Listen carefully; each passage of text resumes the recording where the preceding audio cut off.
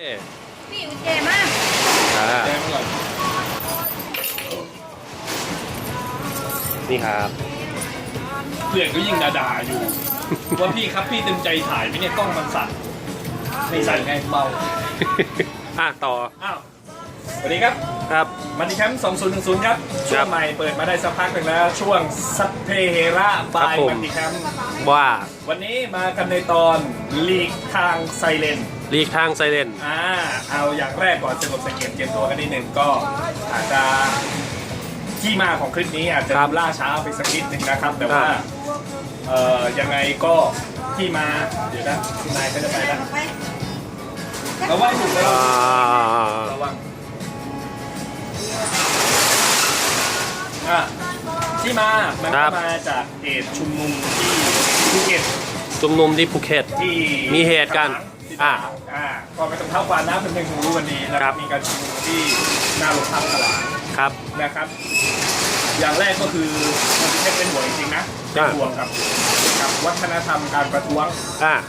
เพราะเดี๋ยวนี้คนไทยไม่พอใจอะไรก็ประท้วงไว้ก่อน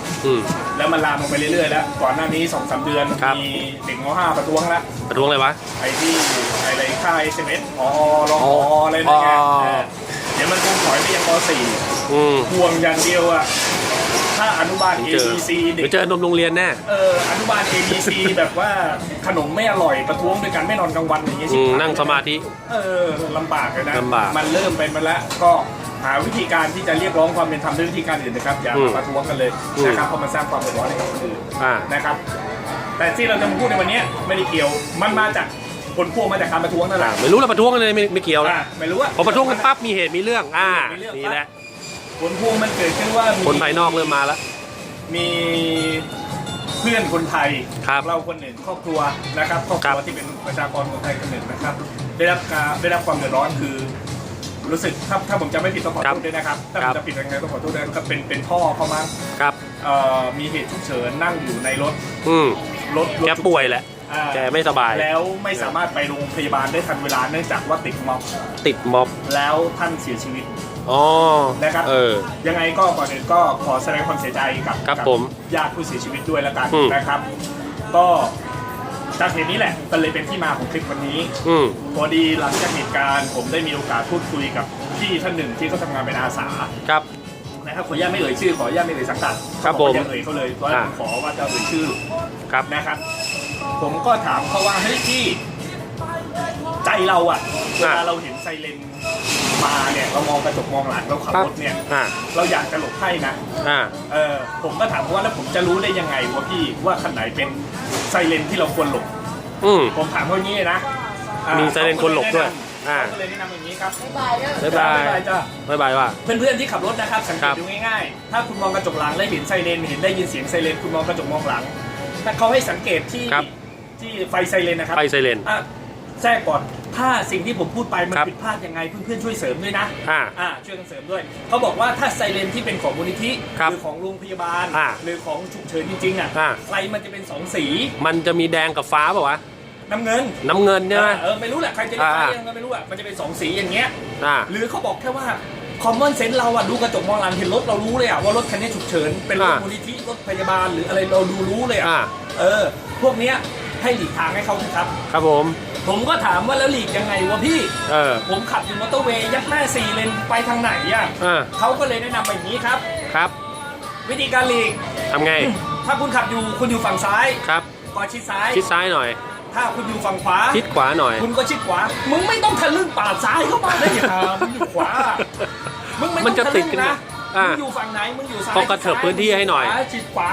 เดี๋ยวข้างหลังรถไซเรนเขาจัดการของเขาเองเขาซอกแซกของเขาเองมึงไม่ต้องทะลึ่งอยู่ขวาพี่ก็บอกต้องชิดซ้ายกูก็ปาดซ้ายเข้ามาเดี๋ยวเขาได้รับมึงไปอีกคนนะแต่เขาแนะมาที่สำคัญอีกอย่างคือถ้ามึงไม่รู้จะชิดซ้ายชิดขวาดีให้ทำไงแตะเบรกครับและเปิดไฟผ่ามาลดความเร็วเดี๋ยวเขาหลบให้เองคุณอยู่เลนคุณเหมือนเดิมนั่นแหละก็อยู่งั้นแหละเดี๋ยวเขาหลบเองแต่ลดความเร็วลงแล้วให้เขารู้หน่อยว่าคุณลดความเร็วโดยการแตะเบรกไฟเบรกขึ้นไฟเบรกขึ้นคุณเปิดไฟผ่ามาติ๊กต๊อกความเร็วอย่างเงี้ยเดี๋ยวไซเรนเขาหลบของเขาเองของมาส่งรับก่อนรับของมาส่งให้พรด้วยสิใ ปลาเคน นะเขาแนะนำมาอย่างนี้ผมก็โอเคผมก็บอกเขาว่าเฮ้ยพี่เป็นประโยชน์เราขออนุญาตมาเล่าให้เพื่อนฟังแล้วกัน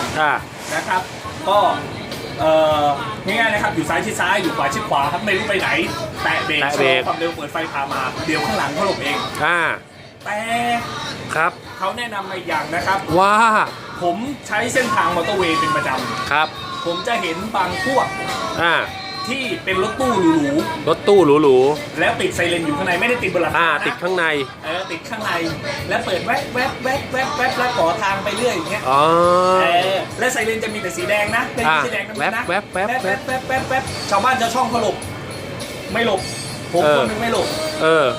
เพราะไอ้พวกนี้ใครก็ไม่รู้ไซเรนเถื่อนก็ไม่รู้แม่งไม่รู้รีบอะไรปวดขี้หรือเปล่าที่รีบไม่รู้ละไปดูละครแต่กูต้องหลบด้วยความสัตย์จริงไม่รู้ด้วยความไม่รู้ว่าเขามีอะไรปะวะผมไม่หลบผมบอกเลยผมไม่หลบ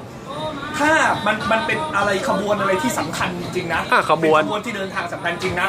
คนขับรถทุกคนนะผมบอกเลยคอมมอนเซนส์ดูรู้ถูกมันจะมีรถนำขบวนมาเขาก็จะเคลียร์ไปตั้งนานแล้วเขาจะเคลียร์มึงไม่ได้อยู่นั้นหรอกอันนี้ผมหลบเพราะแสดงว่าเขาเป็นสำคัญจริงๆเขาอะไรจริงๆถูกนะแต่ถ้าพวกที่แบบมาตื่นผมบอกว่าผมพูดแค่นี้เพื่อนๆนึกภาพออกมีรถตู้หรูๆเลยคันละ2-3 ล้านเลยไปแป๊บอยากไปเร็วใครอาจจะบางคนอาจจะดูดีหน่อยมีมอไซค์หน้านิดนึงไปเนี่ยซอกแซกไปเลยผมไม่หลบผมบอกเลยผมไม่หลบซอกแซกไปเรื่อยเรื่องมึงแล้วกันกูขับกูแล้วกันมึงเป็นใครมึงไม่ได้รีบไม่ได้ร้อนแล้วมึงมาเบียดบังประชาชนทำไมเส้นทางเนี่ยมาเบียดบังเราทำไมแต่ถ้าเป็นไซเรนฉุกเฉินรถมูลนิธิรถพยาบาลคิดใจเขาใจเราดิเขาพี่เขาบอกให้หนูคิดอย่างนี้นะเขาบอกว่าให้มึงนึกว่า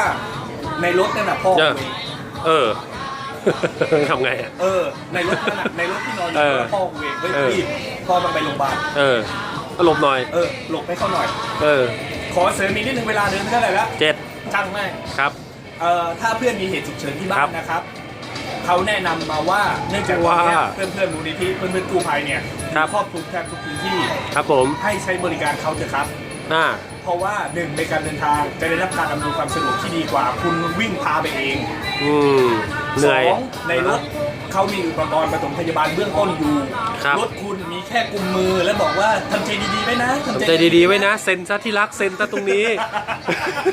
เซ็นนะเซ็นตรงนี้เขาในรถพี่เขาในรถมูลนิธิเขามีอุปกรณ์ปฐมพยาบาลเบื้องต้นอยู่เต็มที่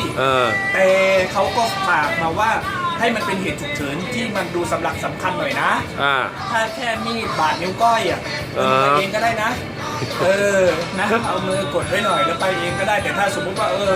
ถูกล้มหัวล้างข้างแตกผู้หลักผู้ใหญ่อะไรอย่างเงี้ยปวดท้องก็คือจะคลอดอย่างเงี้ยอะไรอย่างเงี้ยแล้วก็มันไม่ได้ช้าอย่างที่คุณคิดเพราะพี่ๆเขาอยู่กระจายทั่วทุกพื้นที่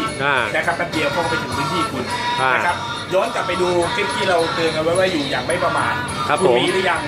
พื้นที่บ้านคุณน่ะเบอร์มูลนิธิที่เขาสแตนบายอยู่รอบข้างเบอร์อะไรคุณมีหรือยังไปหาเมมไว้ในเครื่องนะครับนอกจากเมมเบอร์ไซไลน์แล้วเนี่ยเบอร์พวกนี้ด้วยเมมไซไลน์ให้เมมสุชาติสมพงษ์ปกรณ์ไว้นิดไว้อย่าไปน้องแนนนี่ตายมันตายแน่นอน